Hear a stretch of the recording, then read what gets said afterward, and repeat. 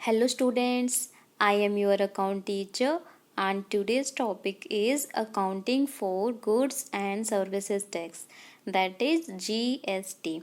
Class 11th chapter 10. What is GST in India? GST क्या है?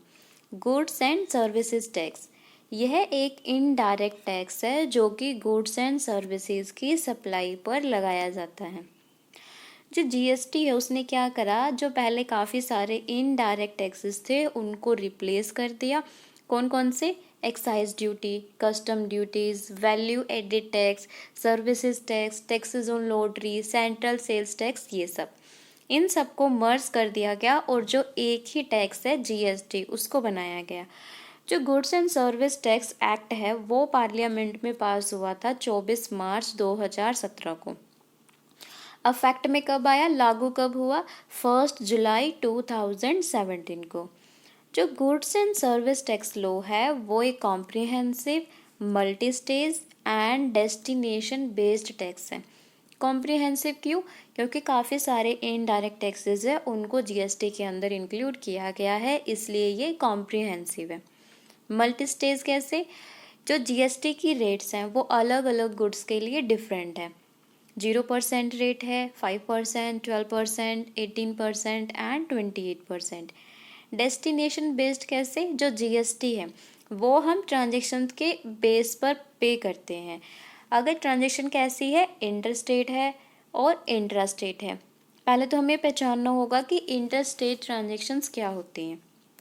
Inter state जब दो अलग अलग स्टेट्स के बीच में होने वाली ट्रांजेक्शन्स, फॉर एग्ज़ाम्पल कि ट्रांजेक्शन्स हुई है उत्तर प्रदेश एंड पंजाब के बीच में, तो उसको कहेंगे हम इंटर स्टेट ट्रांजेक्शन। तो उस केस में जो जीएसटी पे होगी वो IGST, integrated goods and services tax. अगर ट्रांजेक्शन कैसी है, इंट्रा स्टेट ट्रांजेक्शन, मीन्स एक ही स्टेट के अंदर होने वाली ट्रांजेक्शन्स। पंजाब है, पंजाब के अंदर जो भी ट्रांजेक्शन्स हुई हैं उनको हम इंट्रा स्टेट ट्रांजेक्शन कहेंगे। और वहाँ पर जो जीएसटी पे होगी वो दो होंगी, CGST and SGST. CGST means central goods and services tax, SGST means state goods and services tax. जो जीएसटी है वो वैल्यू एडिशन पर लगाया जाता है। जीएसटी एक single domestic indirect tax law है जो किस प्रिंसिपल पर बेस्ड है? One nation one tax.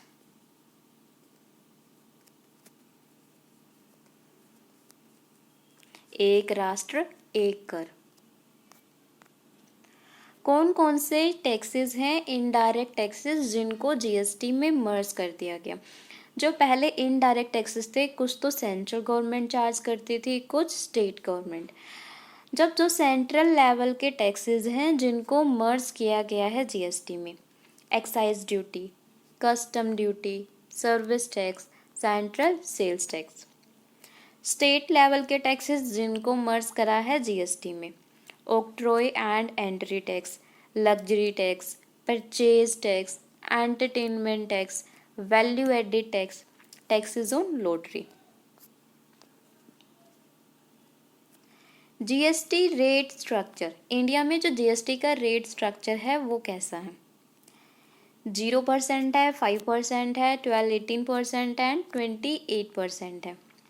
जो असेंशियल कमोडिटीज़ हैं जो बहुत ही इम्पोर्टेंट है लाइफ के सर्वाइव के लिए, जिसमें फूड भी इंक्लूड होता है, वहाँ पर जो जीएसटी की रेट लगती है वो 0% है, मीन्स कोई भी जीएसटी नहीं है जो असेंशियल कमोडिटीज़ हैं उन पर। आइटम्स ऑफ मास कंजप्शन, या फिर आप कह सकते हो जो भी आइटम्स है जो कॉमन यूज़ आइटम्स हैं उन पर जो जीएसटी की रेट लगेगी वो 5%। For example clothes. 12-18% ये हमारे स्टैंडर्ड रेट हैं। जैसे मोबाइल फ़ोन, जो इलेक्ट्रॉनिक आइटम्स होते हैं उन पर जो जीएसटी लगती है वो 18% की रेट से लगती है। डीमेरिट्स गुड्स, या फिर आप कह सकते हो लग्जीरियस आइटम जैसे गाड़ी, उन पर जो जीएसटी की रेट लगेगी वो 28% प्लस लगेगी। टोबैको, उस पर भी 28%। Characteristics of goods and services tax, features क्या हैं गुड्स एंड सर्विस टैक्स की जीएसटी की? जीएसटी क्या है? कॉम्प्रिहेंसिव इनडायरेक्ट टैक्स है। क्यों? क्योंकि इसमें बहुत सारे इनडायरेक्ट टैक्सेस है, उनको मर्ज कर दिया गया। बट जो पेट्रोलियम है, शराब है, उसको छोड़ करके सारे ऑलमोस्ट जितने भी इनडायरेक्ट टैक्सेस थे उनको जीएसटी में मर्ज कर दिया गया है। इसलिए कैसा टैक्स है? Comprehensive tax. Uniform GST rates. Uniform का मतलब क्या हुआ कि पूरे नेशन में, पूरे इंडिया में जो जीएसटी की रेट है वो सेम है। अगर क्लॉथ के ऊपर हरियाणा में 5% जीएसटी की रेट है तो पंजाब, राजस्थान, उत्तर प्रदेश, झारखंड हर जगह 5% ही होगी। यूनिफॉर्म जीएसटी रेट है। One nation one tax. GST paid is not a cost. तो जीएसटी पेड है वो कॉस्ट नहीं है। कैसे? इसको समझते हैं। देखो, जब हम गुड्स को परचेज करते हैं तो हम जीएसटी पेड करेंगे। जब गुड्स को सोल्ड किया जाएगा तो हम जीएसटी कलेक्ट करेंगे।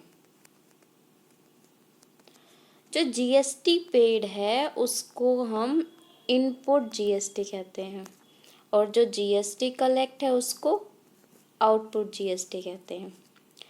तो यहाँ पर जो भी शॉपकीपर है, जो भी सप्लायर है गुड्स एंड सर्विसेज का, उसके पास क्या ऑप्शन है कि जब उसने गुड्स को परचेज किया तब उसने जीएसटी को पे करा होगा, और जैसे ही जिस गुड्स को उसने परचेज करा उस गुड्स को जब सेल करेगा तो उसी जीएसटी को वो कस्टमर से कलेक्ट करेगा। उसके पास क्या ऑप्शन है कि जीएसटी पेड को वो सेट ऑफ कर सकता है जीएसटी कलेक्ट से। इसीलिए जो जीएसटी पेड है वो कॉस्ट नहीं है, उसके लिए क्या है? एसेट्स है।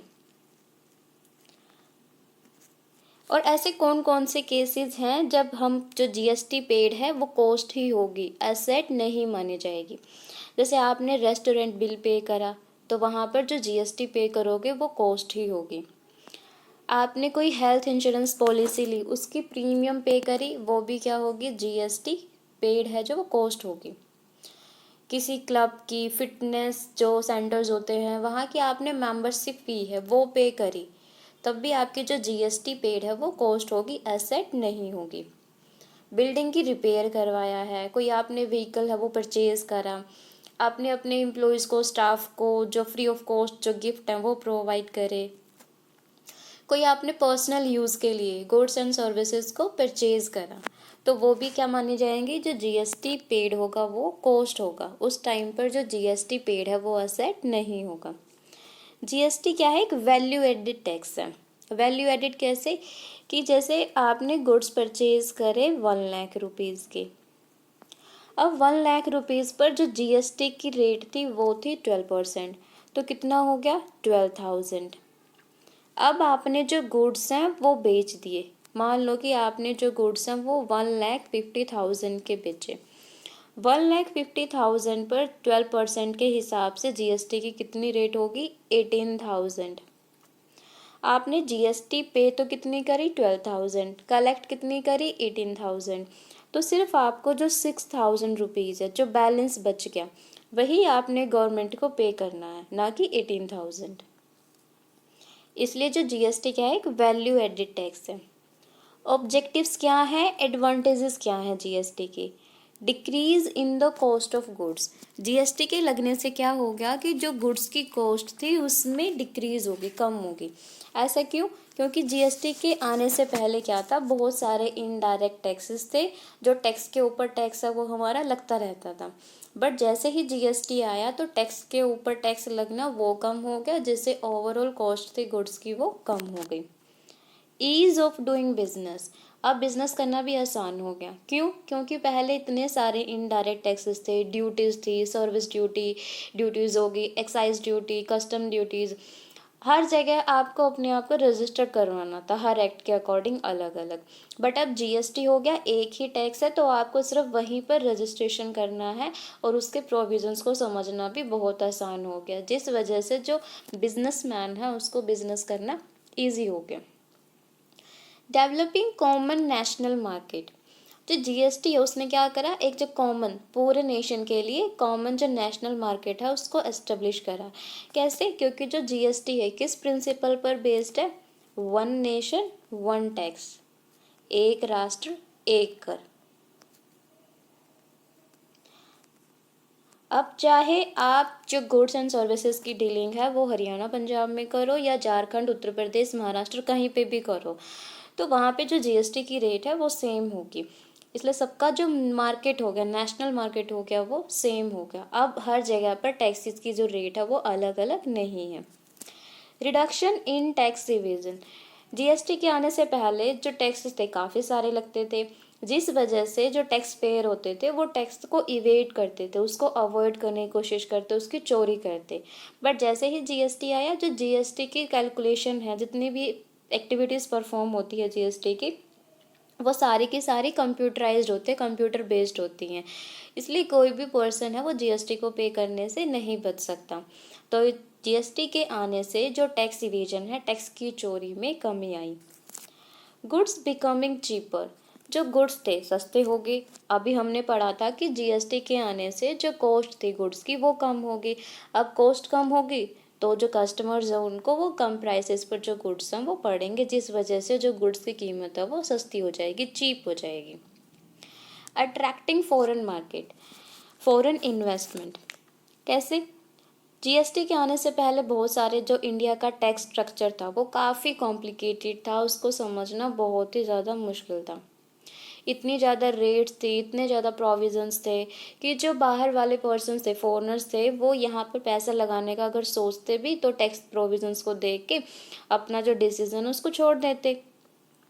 बट जैसे ही जीएसटी आया, सबके लिए कॉमन हो गया, एक ही टैक्स है, आपको उसी की प्रोविजंस को पढ़ना है एंड उसी के अकॉर्डिंग जो अपने बिजनेस है उसको करना है। जीएसटी के आने से जो फॉरेन इन्वेस्टमेंट है वो ज़्यादा अट्रैक्ट हुई है इंडिया की तरफ। Types of GST in India, CGST, SGST and IGST. मैंने आपको स्टार्टिंग में बताया था कि जो जीएसटी हम पे कैसे करते हैं, इंट्रा स्टेट ट्रांजेक्शन के बेसिस पर एंड इंटर स्टेट ट्रांजेक्शन के बेसिस पर। इंट्रा जब विद इन अ स्टेट, जब एक ही स्टेट के अंदर है जो ट्रांजेक्शन्स होती हैं, उसका क्या होगा, कुछ पोर्शन, जैसे जीएसटी की रेट कितनी है, 12% है, तो 12% में से जो 6% है वो तो जाएगा सीजीएसटी पे, और जो 6% है वो जाएगा एसजीएसटी। हाफ पोर्शन तो चला गया सेंट्रल गवर्नमेंट के पास एंड हाफ चला गया स्टेट गवर्नमेंट के पास। तो सीजीएसटी क्या होता है, CGST central goods and service tax, जो कलेक्ट किया जाता है किसके द्वारा, सेंट्रल गवर्नमेंट के द्वारा। एसजीएसटी क्या होता है, state goods and services tax, जो कलेक्ट कौन करती है, स्टेट गवर्नमेंट। आईजीएसटी, एसजीएसटी के साथ में यूजीएसटी भी आ जाता है, union territory goods and service tax, UTGST. IGST integrated goods and services tax, ये कब होगा, जब इंटर स्टेट ट्रांजेक्शन्स होंगी, जब दो अलग अलग डिफरेंट स्टेट्स के बीच में जब ट्रांजेक्शन्स होंगे उनको हम इंटर स्टेट ट्रांजेक्शन्स कहेंगे। अब यहाँ पर कन्फ्यूज़न होगी कि जो टैक्स हैं वो हरियाणा की गवर्नमेंट के पास जाए या पंजाब की गवर्नमेंट के पास जाए, इसलिए सारा का सारा टैक्स अब कौन कलेक्ट करेगा, यहाँ पर central government. What is reverse charge, reverse charge क्या होता है? देखो, जब नॉर्मली हम जीएसटी की पेमेंट प्रोसेस क्या है, सप्लायर होता है गुड्स का या सर्विसेज का, रिसीवर होगा गुड्स एंड सर्विसेज का। सप्लायर ने क्या करा, उसको गुड्स दिए या सर्विस दी, और रिसीवर ने क्या करा, उसको पेमेंट करी जो भी गुड्स की थी, और साथ में जो जीएसटी है वो भी पे करा। अब रिसीवर ने सप्लायर को जीएसटी भी दे दी, गुड्स का पैसा भी दे दिया। अब सप्लायर की रिस्पॉन्सिबिलिटी बनती है कि वो जीएसटी जा कर के गवर्नमेंट को पे करे। बट रिवर्स चार्ज में क्या होता है कि जो सप्लायर है गुड्स एंड सर्विसेज का, रिसीवर है, सप्लायर ने गुड्स दिए, रिसीवर ने पेमेंट करी, बट यहाँ पर जीएसटी पे नहीं करी। जो जीएसटी है वो कौन पे करेगा, रिसीवर ही पे करेगा गवर्नमेंट को। ये है रिवर्स चार्ज में, यहाँ पे जो चार्जेबिलिटी होती है वो रिवर्स हो जाती है। कब कब जो रिवर्स चार्ज है वो एप्लीकेबल होगा, जब सप्लाई हो रही है एक अनरजिस्टर्ड डीलर से टू अ रजिस्टर्ड डीलर, यानी कि यहाँ पर जो सप्लायर है वो तो अनरजिस्टर्ड है बट जो रिसीवर है वो रजिस्टर्ड है। उस केस में जो रजिस्टर्ड डीलर है जो रिसीवर है वही जो गवर्नमेंट को जीएसटी है वो पे करेगा। Services through an e commerce operator. अब कोई भी सर्विसेज है वो प्रोवाइड की जा रही है किसके द्वारा? ई कॉमर्स ऑपरेटर के द्वारा। For example urban clap provide करता है, आपने एडवर्टीजमेंट में भी देखा होगा। प्लम्बर की सर्विसेज देता है, इलेक्ट्रीशियंस की होगी, टीचर्स की, ब्यूटिशियंस की। अब जो अर्बन क्लैप है वो लाइबल है जीएसटी को पे करने के लिए और उसको कलेक्ट करेगा कस्टमर से। जबकि जो वहाँ पर जो सर्विस प्रोवाइडर्स हैं, कौन कौन से प्लम्बर्स हो गए, इलेक्ट्रीशियंस हो गए, अर्बन क्लैप तो एक अपना प्लेटफॉर्म प्रोवाइड कर रहा है, वो सर्विसेज नहीं दे रहा। जो रजिस्टर्ड सर्विस प्रोवाइडर्स हैं उनसे। जो ई कॉमर्स ऑपरेटर हैं उनकी कोई फिजिकल प्रेजेंस नहीं है टैक्सेबल टेरिटरी में। तब एक जो पर्सन होगा जो रिप्रेजेंटिंग कर रहा है किसको? इलेक्ट्रॉनिक कॉमर्स ऑपरेटर को किसी भी पर्पस के लिए, वो लाइबल होगा टैक्स को पे करने के लिए। अगर कोई रिप्रेजेंटेटिव नहीं है तो जो ऑपरेटर है उसको अपॉइंट करना होगा एक रिप्रेजेंटेटिव को जो लाइबल होगा जीएसटी को पे करने के लिए। ऐसे ही supply of certain goods and services जो भी स्पेसिफाइड करी गई हैं सीबीईसी के द्वारा। जितने भी गुड्स एंड सर्विसेज हैं जो इस लिस्ट के अंदर इशूड किए गए हैं उनको भी रिवर्स चार्ज है वो एप्लीकेबल होगा। आई होप कि जो आपको ये लेक्चर है वो अच्छे से समझ आया होगा। अगर कोई भी डाउट्स है तो आप नीचे कमेंट में बता सकते हैं। Thanks for watching. Like share and subscribe. Bye bye.